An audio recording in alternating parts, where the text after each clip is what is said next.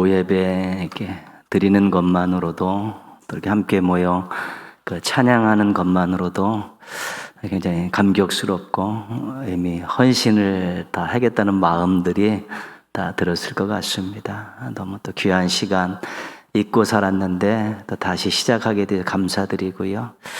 한 가지 또 교회에서 해주는 그 점심을 먹었으면 더 행복했을 텐데 하는 또 그런 마음도 듭니다.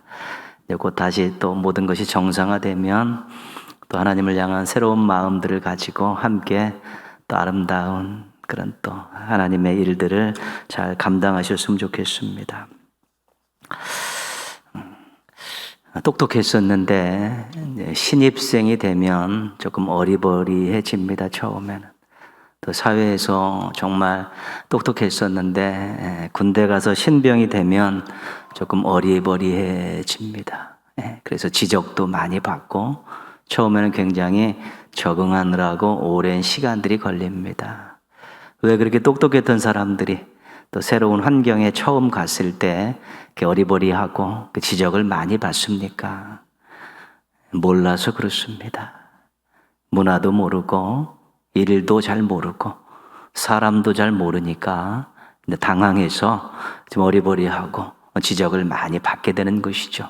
그래서 안다는 것, 알아간다는 것은 굉장히 중요합니다. 무엇인가를 알게 되면 여유가 있고 무엇인가를 알게 되면 더 잘할 수 있기 때문에 그렇습니다. 어떤 모임이나 단체가 제 기능을 다하지 못하는 경우가 있습니다. 아주 열심히 일하는 것 같은데 결과가 별로 좋지 않습니다. 노력과 수고가 많이 들어갔는데 들인 노력에 비해 결과가 빈약합니다. 무엇이 문제입니까? 조직이 잘 안 되어 있는 것입니다. 역할 분담도 잘 되어 있지 않고 일의 순서도 이것이 잘 매끄럽게 되어 있지 않으니까 자꾸 중복되는 일들이 생겨나고 중복 투자하게 되고 부딪히게 되니까 이제 일의 효율이 나타나지 않게 되는 것입니다. 그래서 조직이 중요합니다. 역할 분담도 하고 책임도 지어주고 일의 순서도 정해놓으면 효과적인 그런 결과를 얻을 수 있는 것입니다. 모세가 하나님의 명령을 받고 이스라엘 백성들을 애굽에서 구원해냅니다. 참 큰 일을 했죠. 본인도 엄청나게 많은 인고의 세월을 겪고 다듬어질 대로 다듬어진 다음에 하나님께서 쓰시는 귀한 자리를 잘 지켜낸 것입니다. 그때 출애굽을 할 때 야곱의 후손들만 나온 것이 아니라 중다한 잡족이 나왔다 그렇게 이야기합니다. 그러니까 애굽에서 노예살이 하던 다른 족속들도 함께 막 나온 것입니다. 섞여 있었죠. 우리가 추산하는 한 200만 명이라고 이야기하는데 엄청난 사람들이 이제는 애굽에서 나온 것입니다. 모세가 이제는 나와서 어느 지점에서 이제는 정착하고 있을 때 장인 이드로가 이제 그 딸하고 손자들을 데리고 이제 모세에게 와서 이제 그 아내와 자녀들을 모세에게 인계를 합니다. 모세가 장인 이드로에게 하나님께서 출애굽에 얼마나 큰 역사를 하셨는가를 막 자랑하죠. 이드로가 같이 하나님을 찬양하고 또 교제의 떡을 먹으면서 함께 또 제사를 드리며 함께 기뻐합니다. 사람들이 모여있기 때문에 시시비리를 가려야 될 일이 굉장히 많습니다. 특별히 막 오합지졸로 막 나왔기 때문에 어려운 문제들이 많이 있는데 이런 부분들을 모세가 다 감당하는 것이죠. 장인 이드로가 보니까 모세가 아침부터 저녁까지 재판만 하고 있는 것입니다. 계속해서 사람들이 모여와서 대기하고 있으니까 아침부터 저녁까지 계속 재판을 해도 다 끝내지 못합니다. 모세는 파김치가 되고 정말로 다른 업무를 볼 수 없을 정도의 그런 과중한 업무가 배당이 되어 있습니다. 백성들은 일을 해결하러 왔는데 기다리는 줄이 하염없이 늘어지고 앞에서는 자꾸 진척이 안 되니까 지치고 불평과 원망이 막 쏟아지는 것입니다. 장인 이드로가 이것을 보고 아주 단호하게 말하죠. 오늘 17절 말씀에 보면 이렇게 이야기합니다. 내가 하는 것이 옳지 못하도다. 너 지금 잘못하고 있다. 너무 비효율적이다. 18절 말씀에 보면요, 너와 또 너와 함께한 이 백성이 필경 기력이 쇠하리니 이 일이 내게 너무 중함이라 내가 혼자 할 수 없으리다. 모세 너와 백성들이 함께 지쳐가는 규모 없는 일이다. 장인 이드로가 객관적으로 보고 판단해서 해준 말입니다. 이렇게 이야기를 해줄 사람이 쉽지 않죠. 장인 이드로가 애정어린 마음으로 너 잘못하고 있다. 너도 지치고 백성들도 지치고 일은 효과도 없고 이거 절대로 되어서는 안 되는 일이다라고 아주 냉정하게 판단을 해주고 지적을 해주었습니다. 장인 이드로가 그러면서 새로운 방안을 제시했는데 21절, 22절 말씀이 그가 내세운 그 새로운 방안입니다. 같이 한번 읽어보겠습니다. 너는 또 온 백성 가운데에서 능력 있는 사람들 곧 하나님을 두려워하며 진실하며 불의한 이익을 미워하는 자를 살펴서 백성 위에 세워 천부장과 백부장과 50부장과 10부장을 삼아 그들이 때를 따라 백성을 재판하게 하라. 큰 일은 모두 내게 가져갈 것이요 작은 일은 모두 그들이 스스로 재판할 것이니 그리하면 그들이 너와 함께 담당할 것인즉 일이 내게 쉬우리라. 한마디로 말하면 조직을 갖추라는 것입니다. 조직을 갖추어서 모세부터 시작해서 쫙 재판을 할 수 있는 사람들을 세워서 이것을 역할 분담을 잘 하라는 것이죠. 그러면 지치지도 않고 백성들도 쉽게 그 자기의 그 시시비리를 가리는 일들을 잘 할 수 있다는 것입니다. 이 조직을 통한 효율성을 강조한 것입니다. 그러면서 한 가지 강조한 것은 뭐냐면 이 지도자들, 이 부장들을 엄격하게 선별하라는 것입니다. 오늘 하나님 말씀에서는 하나님을 두려워하는 자, 진실한 자, 불의한 이익을 미워하는 자. 쉽게 말하면 자기 마음대로, 자기 뜻대로, 자기 이익대로 무언가를 판단하는 사람은 결격 사유가 있다는 것입니다. 하나님을 두려워하는 마음으로 진짜 진실되게 또 뇌물 같은 거 받지 않고 공평하게 재판할 수 있는 사람들을 세우면 이 조직과 이 사람들, 신실한 사람들이 정말 함께 일하게 될 때 놀라운 일들이 일어날 수 있다라고 제시를 한 것입니다. 그냥 합리적인 제안입니다. 장인 이드로가 왜 이 방안을 제시했을까? 오늘 우리가 함께 살펴보고자 하는 중요한 내용입니다. 22절 말씀 제일 끝에 보시면요, 그리하면 그들이 너와 함께 담당할 것인즉 일이 내게 쉬우리라. 일을 쉽게 하기 위해서 조직을 갖추라는 것이죠. 모세 밑에 천부장, 백부장, 50부장, 10부장을 둬서 조직을 갖추면 일이 한결 쉬워진다는 것입니다. 일이 쉬워져야지. 일이 쉬워져야지 또 제대로 판단할 수 있고 또 제대로 실천할 수 있다는 것입니다. 한 사람 또는 몇 사람에게 집중되면 일하는 사람들이 힘듭니다. 효과도 떨어집니다. 함께 하면 일이 쉬운데 혼자 하려고 하니까 어려울 수밖에 없으니까 지도자들을 세워서 함께 조직을 갖추고 그렇게 하게 되면 일이 쉽다, 효과적이다, 그렇게 말하는 것입니다.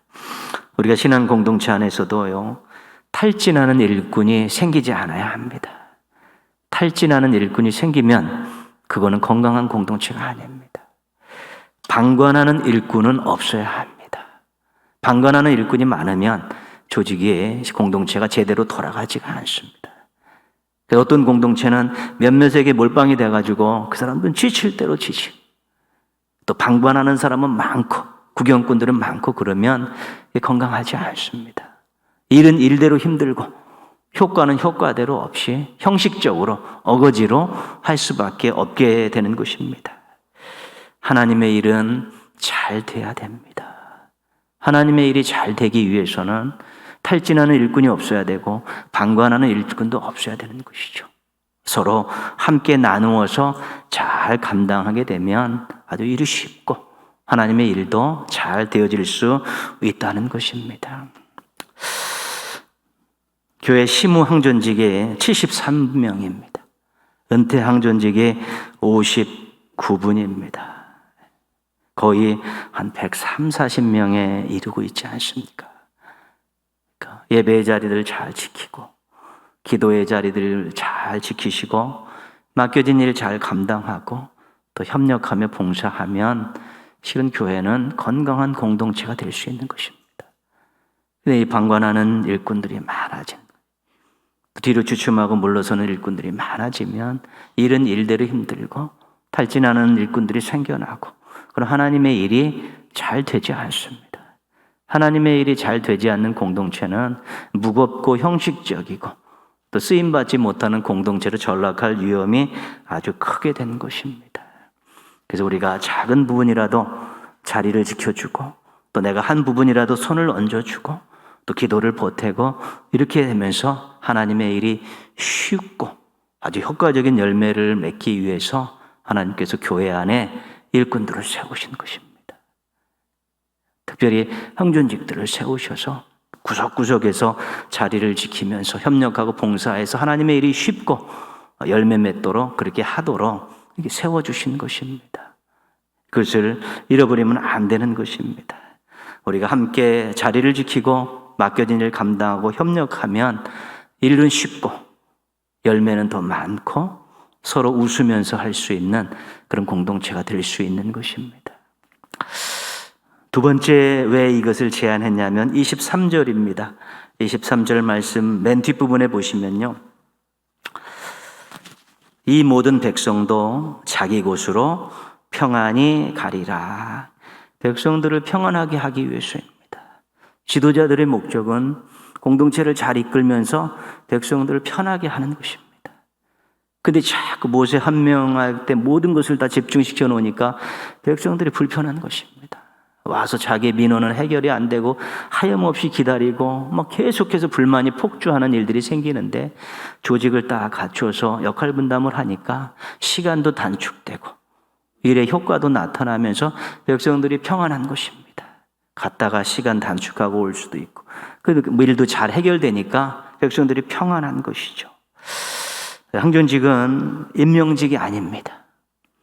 하나님께서 물론 세우셨지만 항존직은 교인들의 투표라는 방식으로 세운 선출직입니다. 그래서 임직식도 하고 퇴임식도 합니다. 교인들이 그만큼 모든 것들을 유임했다는 것입니다. 투표를 통해서 모든 것을 유임한 일꾼들이기 때문에 임직식도 하고 퇴임식도 시키면서 그 권위를 존중해 주는 것입니다. 그러면 나라도 그렇고 교회도 그렇고요. 지도자에게 모든 것을 위임했을 때는 그 백성들에게 또 교인들에게 무언가가 혜택이 돌아가야 되는데 그것이 바로 평안함이고 행복한 것입니다. 물론 교회 와서 여러 가지 또 말씀을 듣고 기도하면서 교제하면서 행복을 느끼기도 하지만요. 교회 여러 가지 많은 일들이 제대로 돌아가지 않고 뻐벅뻐벅거리면 와서 불편한 것이 많고 또 마음에 꺼리낀 일이 생기는 것입니다. 그런 것들을 잡초들을 다 제거해 주는 것이 우리 항존직들이 할 일인 것입니다. 교회를 돌아보면서 불편한 일이 없는가 이런 것들 살피면서 서로 이야기하고 붙여가고 또 분위기도 왔을 때 따뜻한 분위기로 만들고 한번 교회 와서 예배 드리고 가면 참 행복하게 돌아갈 수 있을 정도로 우리 예배 분위기도 만들고 인사하고 웃는 모습들 또 어떤 프로그램을 하나 만들었으면 정성껏 다듬어서 그 프로그램을 진행하는 가운데 우리 성도들이 그 안에서 은혜를 받고 또 이렇게 새로운 마음들을 품을 수 있도록 잘 해줘야 되는 것이죠. 그러기 위해서 항존직을 세우고 교회 일꾼들로 그 권위를 인정해 주는 것입니다. 항존직들의 헌신과 수고의 혜택이 교인들에게 돌아가야 되는 것입니다. 중요한 일입니다. 우리의 수고가, 우리의 희생이, 우리의 헌신이 그것이 교회에 찾아온 성도들에게 행복이라는, 만족이라는 것으로 혜택이 돌아가야지만이 그것이 우리가 제대로 자리를 지키는 것입니다. 그렇기 때문에 솔선수범해야 되는 것입니다. 솔선수범해야 됩니다. 무언가를 찾으려 하고 그러고 무언가를 내가 해야 될 일이 없는가를 찾아서 해야 되지 시키는 일 해가지고는 택도 없습니다. 그거는 우리 교인들에게 해당하는 것이고, 황전직이든 찾아서 부지런히 교회 살피고 서로 다 조직이 되어 있으니까 이 부분은 이 위원회가 좀 잘해줬으면 좋겠다라고 또 건의도 하고 서로 교회하면서 교회가 따뜻하고 평안하고 우리 교인들이 와서 평안이라는 행복이라는 만족이라는 혜택을 누릴 수 있도록 하기 위해서 우리가 조직을 갖췄는데, 그 조직의 중요한 일꾼들이 바로 항존직이라는 것입니다. 항존직들이 직무를 유기하면 교인들은 그것을 짐으로 받아들일 수밖에 없습니다. 혜택을 누려야 될 사람들이 짐을 지고 갈 수밖에 없는 것입니다. 어떤 의미에서는 또 교인들이 더 많은 일을 하는 사람도 있을 수 있습니다. 왜? 그게 일할 사람이 없는데, 부르다 보니까 부름받아서 왔는데 교인들이 또 항존직보다 더 많이 일을 할 수 있고 더 많이 자리를 지킬 수도 있다는 것입니다. 물론 상황에 따라서 그런 일이 있을 수는 있지만, 그래도 우리가 부름을 받았다면 자리를 지킴을 통해 서로 협력하고 맡겨진 일을 함을 통해서 교회가 푸근하고 따뜻하고 그 혜택들이 우리 성도들에게 돌아갈 수 있도록 해야 되는 것입니다. 우리가 함께 자기의 자리를 지키고 맡겨진 일을 감당하고 협력하는 가운데에서 하나님의 일을 쉽게 만들고 또 교인들에게 또 평안과 행복을 나누어 줄 수 있다면 우리들은 수고하고 희생할 만한 가치가 있는 것이고, 하나님이 우리의 수고와 희생을 기억하셨죠. 그래서 우리가 노래했듯이 천국에서 해같이 빛나는 그런 일꾼들로 하나님 앞에 설 수 있게 될 것입니다. 다시 한번 우리 항존직들이 우리가 자리를 잘 지키고 또 수고하고 협력하면 하나님의 일이 쉬워지고 열매도 있고, 또 성도들이 그 혜택을 통해서 신앙생활을 즐겁게 행복하게 할 수 있다는 거 기억하시면서 다시 한번 또 직분에 대한 초심을 잘 확립하시고 또 앞으로는 서로 협력하면서 아름답게 자리를 지키며 일하시기를 주님의 이름으로 부탁드리겠습니다. 항존직뿐만 아니라 모든 직분자들이요, 또 저희 목회자들도 마찬가지입니다. 두 가지를 기억하고 있어야 됩니다. 하나는 잃어버리지 말아야 되는 것인데 감격이고요. 감격입니다. 직분은 감격입니다. 하나님께서 나 같은 사람에게 이런 사명을, 이런 직분을 맡기셨구나. 이 직분에 대한 감격을 잃어버리면 소홀하게 됩니다. 그리고 나중에 큰일이 생기면 헌신짝처럼 버릴 수 있습니다. 그러나 감격이 있으면 자발적으로 일할 수 있습니다. 그리고 어려움이 있어도 그 자리를 잘 지켜낼 수 있는 것입니다. 나 같은 사람에게 이런 귀한 직분을 맡기시다니, 나 같은 사람에게 이런 귀한 사명을 주시다니, 이 감격이 우리 직분자들에게서는 굉장히 중요한 것입니다. 이것이 없어서 늘 게으르고 형식적이고 편한 데 찾아가려고 그러고 일만 있으면 또 투정 부리고 그렇게 되는데, 이 감격이 있으면 정말 진실되게 잘 섬길 수 있게 되는 것입니다. 또 하나 우리 직분자들이 기억해야 되는 것은 두려움입니다. 이 감격과 더불어 두려움을 가지고 있는데, 어떤 두려움인가? 내가 직분을 감당하지 못하면 하나님께서 혹시 벌을 내리시지 않을까? 건강에 이상이 생기고 생업이 망하고 자녀들이 안 되는 이런 벌을 내리시지 않을까라는 그런 두려움을 가질 수 있는데, 이게 잘못된 것입니다. 헛된 생각입니다. 우리 하나님 절대로 그런 분 아닙니다. 우리가 직분자로서 가져야 될 두려움은 뭐냐면, 다시 쓰임받지 못하면 어떡하지? 두려움입니다. 다시 쓰임받지 못하면 어떡하지? 여러분, 쓰임받는 것이 얼마나 큰 복인지 모릅니다. 그런 내가 게으르고 내가 불순종하고 소홀히 여겨서 내가 그 자리에서 한번 또 이렇게 물러나게 됐고 그 일에서 내가 손을 떼게 됐는데, 하나님이 다시 허락하시지 않으면 그 자리로 그 일을 맡을 수가 없습니다. 우리가 지금 마음 먹은 대로 내가 먹으면 할 것 같다라고 막 생각하지만 택도 없습니다. 하나님께서 맡겨주신 일입니다. 그런데 내가 여기를 소홀히 했을 때 하나님이 다시 나에게 그런 기회를 주시지 않으면 어떡하지? 신앙생활 하다가 한두 번 주일을 빠지고 또 한 달, 1년 이렇게 빠진 분들이 다시 신앙의 자리, 예배의 자리를 복귀하기가 얼마나 어려운지 모릅니다. 몇 퍼센트 되지 않습니다. 주신 그 예배의 자리를 소홀히 여기고 본인이 겉돌기 시작했을 때 다시 예배의 자리로 복귀하기가 얼마나 어려운지 모릅니다. 사람들이 가서 사정사정하고 섬기면서 사랑한다 하고 막 이래고 달래고 막 그래도 그 마음 속에서 예배에 대한 사모함이 생겨나질 않는데 어떡합니까? 가고 싶은 마음이 없는데 어떡합니까? 옛날보다 환경은 훨씬 좋아졌고 시간은 얼마든지 낼 수 있는데도 그 마음 속에서 예배의 자리가 사모되지 않으니까 복귀하지 못하는 것입니다. 잃어버리는 것입니다. 그 나에게 주신 이 자리, 이 사명을 내가 소홀히 했다가 그 일하는 게 두렵습니다. 그 자리 가는 것이 버겁고 모든 것들은 환경은 옛날보다 훨씬 나아졌는데도 그 일하기가 쉽지 않고 마음 먹기가 쉽지 않고 때로는 환경이 틀어지고 때로는 가정에 어려운 일도 생기면서 또 그 일을 하고 싶어도 하지 못하는 그런 일이 생기면 그거를 우리 신앙인들 직분자들은 정말로 심각한 안타까운 일로 생각할 수 있어야 되는 것이죠. 처음에는 직분을 놓고 사명을 놓으면 편할 것 같습니다. 시간도 절약되고 물질도 절약되고 땀도 절약되고 그런데 일하는 사람이 또 그런 곳들 데서 널져 있다가 복귀하려고 보니까 모든 것들이 하나도 맞아 돌아가지 않게 되면서 쓰임받지 못하게 되는 것이지요. 한번 물러났다가 은퇴할 때 그 나이에 이르기까지 복귀하지 못하는 신앙인들 얼마나 많은지 모릅니다. 본인이 마음먹으면 할 것 같죠. 그러나 하나님께서 허락하시지 않으면 마음도 먹기 힘들고 두려움이 있고 또 환경도 허락하지 않아서 그 쓰임받은 자리에서 쓰임받은 일에서 물러나게 됐는데 다시 복귀하지 못할 수 있는데 그거에 대한 두려움이 있어야 되는 것입니다. 내가 하나님의 일에 대해서 손가락이라도 이렇게 하나 얹으면서 동참하고 하나님의 일에 대해서 뒤에서 기도하면서 동참하고 하나님의 일에 대해서 내가 작은 물질을 헌금하면서 동참하는 이 일이 얼마나 행복한 일이라는 것을 잊어서는 안 되는 것입니다.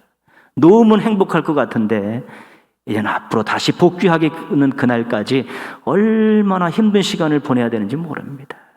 그것만한 즐거움, 그것만한 복이 없는데 그것을 잃어버리고 다시 쓰임받지 못하면 어떡할까라는 두려움이 있으면서도 어렵고 힘들어도 그래도 한 모퉁이를 붙들고 내가 기도로라도 도우려고 노력하고 더 시간을 내고 잠을 줄여서라도 내가 자리에 나와서 기도하면서 협력하려고 노력하는 그 마음이 있으면 우리 하나님께서 다시 또 환경을 열어서 잘 사용할 수, 쓰임받고 주의 일을 할 수 있도록 도와주시지만 뒤도 돌아보지 않고 헌신짝처럼 그렇게 번져버리고 소홀하게 여기면 이제는 하나님께서 다시 내가 하나님 나라 가기 전까지 나를 쓰실까라는 두려움을 가져야 된다는 것입니다.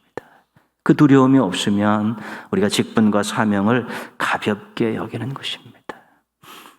저는 목회자로서 여러분은 또 항전직으로서 그 자리에서 지금 주의를 하고 있다는 것에 대한 행복이 있지 않습니까? 내가 그래도 주님과 더불어 가까이서 주의를 하고 있다는 만족이 있지 않습니까? 이거 잊어버리면 우리는 허수아비입니다. 솔직히 말해서 직분자들이 사명자들이 사명을 잃어버리고 사명에서 제외되면 허수아비입니다. 세상에 아무런 많은 즐거움이 있어도 이것만은 못합니다. 세상에 아무리 많은 복이 주어도 이것을 하면서 하는 복만큼 크지 않다는 것입니다. 코로나19로 인해서 교회의 모든 것이 주춤거립니다. 이제는 회복해야 되는데 우리 항전직들이 선봉에 서시기를 부탁드리겠습니다. 그 누가 예배의 자리를 지키고 그 누가 기도의 자리를 지키고 그 누가 해야 될 일에 함께 기도하면서 사랑하는 마음으로 힘을 모으겠습니까? 제가 누구에게 부탁하겠습니까? 우리 성도들에게 새로운 새신자에게 부탁하겠습니까? 직분자들이 알아서 예배 자리 지키고 기도 자리 지키고 맡겨지나면서 서로 협력하면서 아름다운 예배 분위기 만들고 좋은 교회의 전통들을 만들어가고 우리 또 하나님의 일을 서로 웃으며 즐겁게 할 수 있도록 성도들이 이 공동체 안에 들어와서 행복을 맛볼 수 있도록 그러한 모든 사전 작업들을 우리 항전직들이 해야 되는 것이고 목회자와 더불어서 그 일을 하면서 우리는 또 하나님 주신 인생 최고의 쓰임받는 복을 누리면서 살 수 있게 되는 것입니다. 2022년 항전직 헌신 예배를 드리면서 우리 감격을 회복하시고 또 두려움을 키우시면서 하나님의 일의 열매를 위해서, 성도들의 행복을 위해서 우리 노력하시는 항전직들 되시기를 주님의 이름으로 축원합니다. 우리 잠깐 기도하겠습니다. 우리